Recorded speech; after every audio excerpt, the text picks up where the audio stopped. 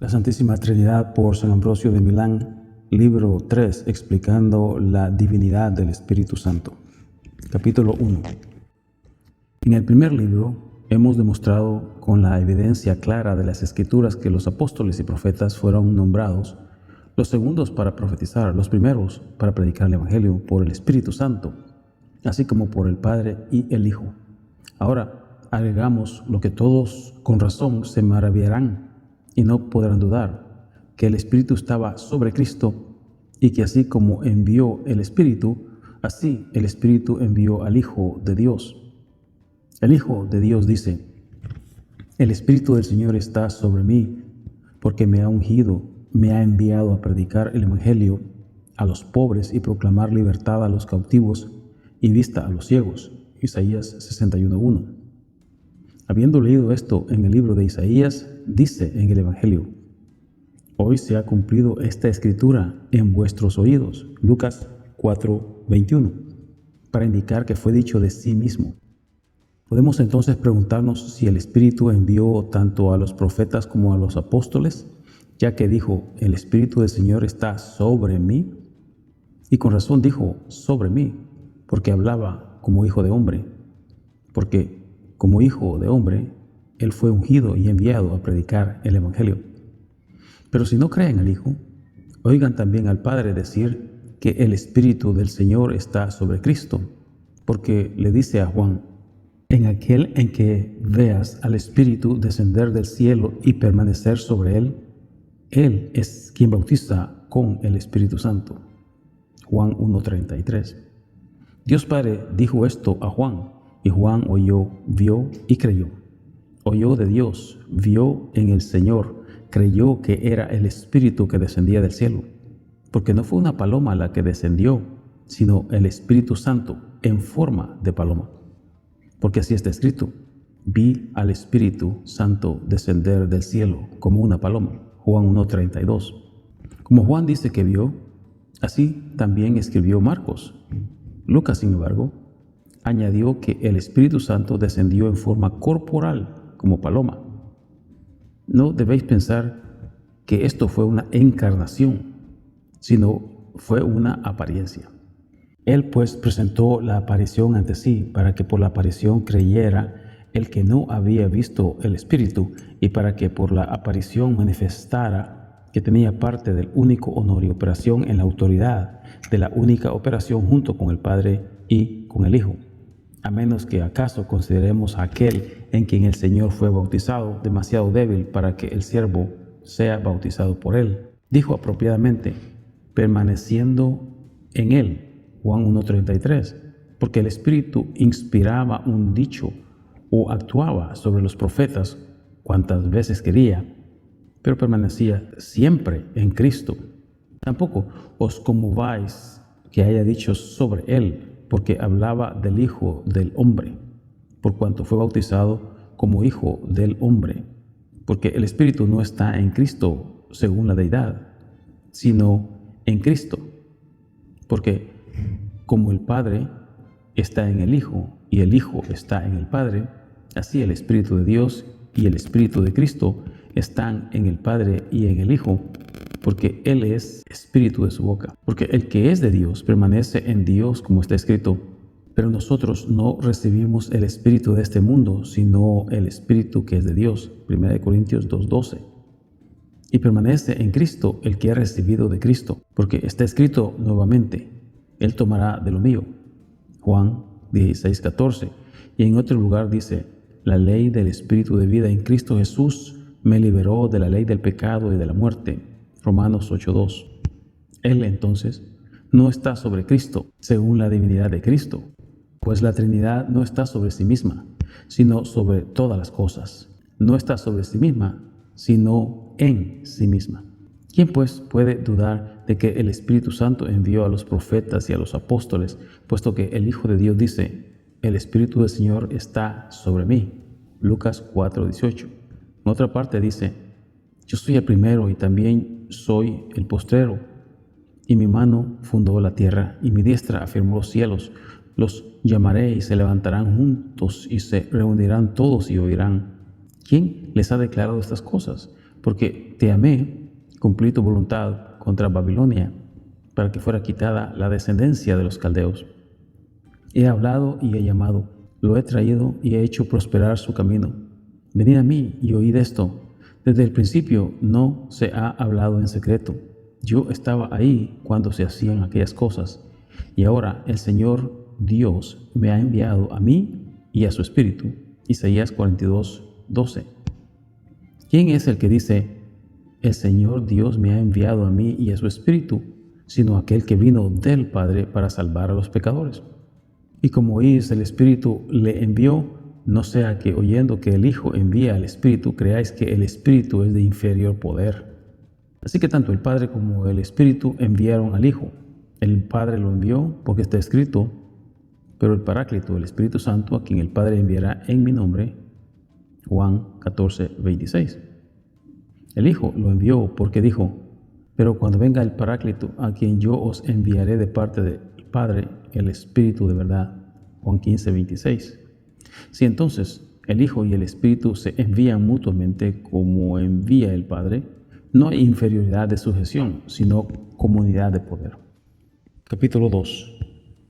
Y el Padre no solo envió al Hijo, sino también le dio, como el Hijo mismo se dio a sí mismo, porque leemos, gracia a vosotros de Dios nuestro Padre y del Señor Jesucristo, que se entregó a sí mismo por nuestros pecados.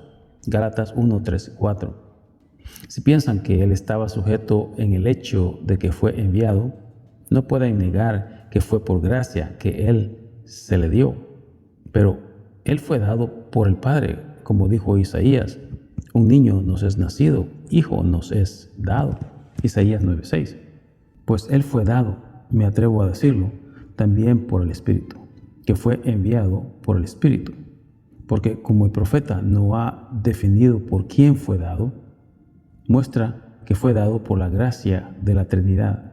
Y por cuanto el Hijo mismo se dio a sí mismo, no podía sujetarse a sí mismo según su divinidad. Por lo tanto, el hecho de que Él fuera dado no podía ser una señal de sujeción a la deidad. Pero también el Espíritu Santo fue dado, porque está escrito, pediré al Padre y Él os dará otro Paráclito. Juan 14:16. Y el apóstol dice, por tanto, el que menosprecia estas cosas, no desprecia al hombre, sino a Dios, quien nos ha dado su Espíritu Santo. 1 Tesalonicenses 4:8. También Isaías muestra que tanto el Espíritu como el Hijo son dados. Así dice el Señor Dios, que hizo el cielo y lo formó, que afirmó la tierra y las cosas que hay en él, y da aliento al pueblo que está sobre él, y el Espíritu a los que sobre ella caminan. Isaías 42:5. En relación al Hijo, dice, yo soy el Señor Dios que te he llamado en justicia, y tomará tu mano y te fortalecerá, y te he puesto por pacto de mi pueblo, por luz de las naciones, para abrir los ojos de los ciegos, para sacar de las cadenas a los atados. Isaías 42:6-7. Por tanto, el Hijo es enviado, y enviado es también el Espíritu Santo, también es enviado y dado. Ciertamente tienen una unidad de Dios los que tienen una unidad de acción. Capítulo 3. Así también el Espíritu se llama también dedo de Dios, porque hay comunión indivisible e inseparable entre el Padre, el Hijo y el Espíritu Santo.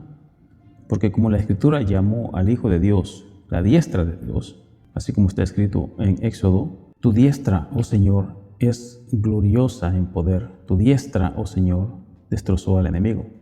Éxodo 15:6. También el Espíritu Santo es llamado el dedo de Dios, como dice el Señor mismo, por el dedo de Dios echo fuera a los demonios. Lucas 11:20. Porque en el mismo lugar, en otro libro del Evangelio, nombró al Espíritu de Dios como ese dedo, así como dice en Mateo 12:28. Pero si yo por el Espíritu de Dios echo fuera los demonios. ¿Qué entonces podría haberse dicho para significar más expresamente la unidad de la deidad o de su operación, cuya unidad es según la deidad del Padre o del Hijo o del Espíritu Santo? Que debamos entender que la plenitud de la divinidad eterna parecería estar mucho más dividido que este cuerpo nuestro, si alguien cortara la unidad de la sustancia y multiplicara sus poderes, mientras que la eternidad de la misma divinidad es una. Porque muchas veces conviene estimar por nuestras propias palabras las cosas que están por encima de nosotros. Y como no podemos verlas, sacamos conclusiones de las que podemos ver. Porque las cosas invisibles de Él, dice el apóstol, desde la creación del mundo se ven claramente, comprendiéndose por las cosas hechas. Romanos 1:20. Y luego añade, también su eterno poder y deidad. Romanos 1:20. De que una cosa parece decirse del Hijo y otra del Espíritu, que de la misma manera que el Hijo es llamado poder eterno del Padre, así también el Espíritu, por ser divino, debe creerse como su divinidad eterna, porque también el Hijo, porque vive siempre, es vida eterna. Este dedo de Dios, entonces, es a la vez eterno y divino. ¿Qué hay en Dios que no sea eterno y divino? Con este dedo, como leemos, Dios escribió en aquellas tablas de piedra que recibió Moisés, porque Dios no escribió con un dedo carnal las formas y porciones de las letras que leemos, sino que dio la ley por su espíritu. Por eso dice el apóstol, porque la ley es espiritual, la cual en verdad no está escrita con tinta, sino con el espíritu del Dios vivo, no en tablas de piedra, sino en tablas de carne del corazón. 2 Corintios 3:3. Porque si la carta del apóstol está escrita en el Espíritu, ¿qué nos impide creer que la ley de Dios fue escrita con el Espíritu de Dios que ilumina los lugares secretos de nuestro corazón y de nuestra mente? Ahora bien, estaba escrito en tablas de piedra porque estaba escrito con tipografía, pero las tablas primero fueron rotas y arrojadas de las manos de Moisés, porque los judíos se apartaron de las obras del profeta. Oportunamente se rompieron las tablas, no se borraron las escrituras. Que tu mente y tu corazón no se rompa. ¿Está dividido Cristo? Él no está dividido, sino que es uno con el Padre y que nadie os separe de Él. Si tu fe falla, la mesa de tu corazón se rompe. La coherencia de vuestra alma disminuye si no creéis en la unidad de Dios en la Trinidad. Tu fe está escrita y tu pecado está escrito, como dijo Jeremías. Tu pecado, oh Judá, está escrito con pluma de hierro y punta de diamante. Y está escrito, dice, en tu pecho y en tu corazón. Jeremías 17:1. El pecado, por tanto, está ahí donde está la gracia. Pero el pecado está escrito con pluma, la gracia se denota por el Espíritu. Con este dedo, también el Señor Jesús, con la cabeza inclinada, escribió místicamente en la tierra, cuando la adúltera fue llevada ante él por los judíos, dando a entender en figura que cuando juzgamos los pecados de otro, debemos recordar el nuestro. Y no sea que, porque Dios escribió la ley por su Espíritu, creamos alguna inferioridad en cuanto al ministerio del Espíritu o por la consideración de nuestro propio cuerpo. Pensemos que el Espíritu es una parte pequeña de Dios. El apóstol dice en otra parte que no habla con palabras de sabiduría humana, sino con palabras enseñadas por el Espíritu, y que compara las cosas espirituales con las espirituales, pero que el hombre natural no percibe las cosas que pertenecen al Espíritu de Dios. 1 Corintios 2, 13, 14. Porque sabía que el que comparaba las cosas divinas con las carnales estaba entre las naturales y no era contado entre los hombres espirituales. Porque dice, para él son locura. 1 Corintios 2, 13, 14. Así como sabía que estas preguntas surgirían entre los hombres naturales, previendo el futuro, dice, ¿quién ha conocido la mente del Señor para poder instruirle? Pero nosotros tenemos la mente de Cristo. 1 Corintios 2:16. Capítulo 4. Pero si alguno todavía está enredado en dudas carnales y duda a causa de las figuras corporales, considere que no puede pensar correctamente en el Hijo, quien puede pensar erróneamente en el Espíritu. Porque si alguno piensa que el Espíritu es una pequeña porción de Dios, porque se llama dedo de Dios, los mismos ciertamente deben sostener que solo una pequeña porción está en el Hijo de Dios, porque se llama la diestra de Dios. Pero el Hijo se llama diestra y potencia de Dios. Entonces, si consideramos nuestras palabras, no puede haber perfección sin poder. Por tanto, tengan cuidado de no pensar lo que es impío decir, es decir, que el Padre, siendo solo, medio perfecto en su propia sustancia, recibió la perfección por medio del Hijo, y dejen de negar que el Hijo es coeterno con el Padre. ¿Cuándo no existió el poder de Dios? Pero si piensan que en algún momento no existió el poder de Dios, dirán que en algún momento no existió la perfección en Dios Padre, a quien piensan que en algún momento le faltó ese poder, de esa manera siendo un Dios imperfecto. Pero como dije, estas cosas escritas para referirlas a la unidad de la deidad y creer lo que dijo el apóstol, que la plenitud de la deidad habita corporalmente en Cristo, la cual habita también en el Padre y habita en el Espíritu Santo, y que así como hay una unidad de deidad, también hay una unidad de operación. Y esto también se puede deducir del cántico de Moisés, porque él, después de conducir al pueblo de los judíos a través del mar, conoció la operación del Padre, del Hijo y del Espíritu Santo, diciendo: Tu diestra, oh Señor, es glorioso en poder.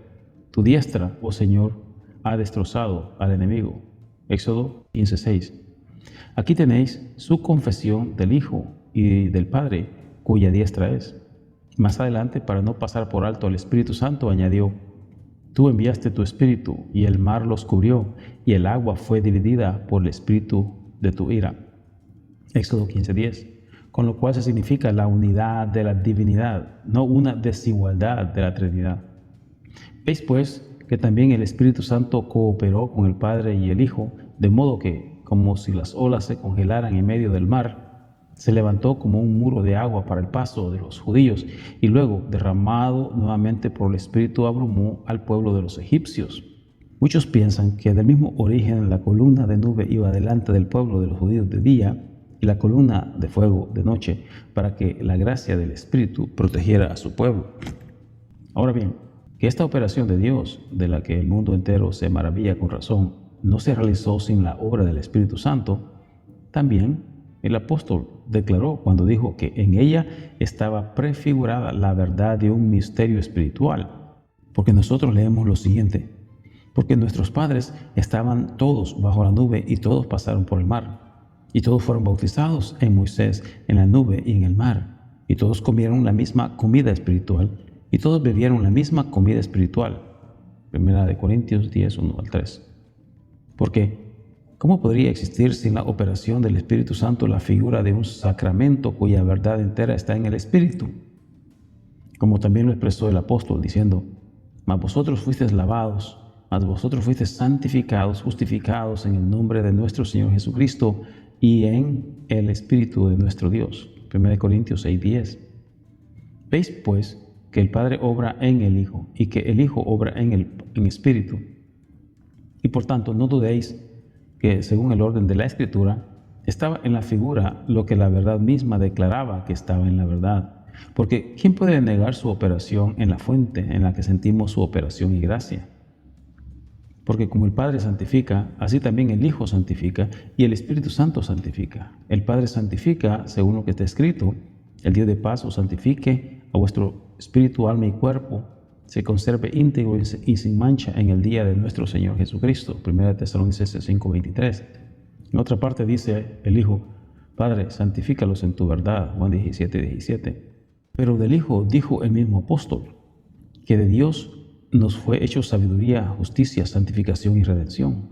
1 Corintios 1:30. ¿Ves que fue hecho santificación? Pero Él nos fue hecho así, no para cambiar lo que era, sino para santificarnos en la carne.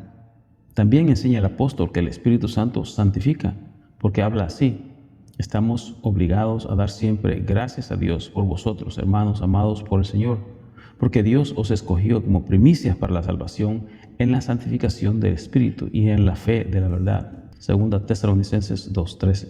Así pues, el Padre santifica, el Hijo también santifica y el Espíritu Santo también santifica. Pero una es la santificación, porque uno es el bautismo y una la gracia del sacramento. Capítulo 5. Pero, ¡qué maravilla! Si el que no necesita santificación, sino que abunda en ella, santifique a cada hombre.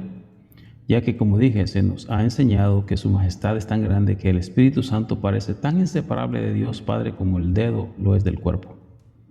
Pero si alguno piensa que esto no debe referirse a la unidad del poder, sino a su disminución, ciertamente caerá en tal locura que parecería formar al Padre, al Hijo y al Espíritu Santo como un solo cuerpo e imaginarse cierta distinción de sus miembros.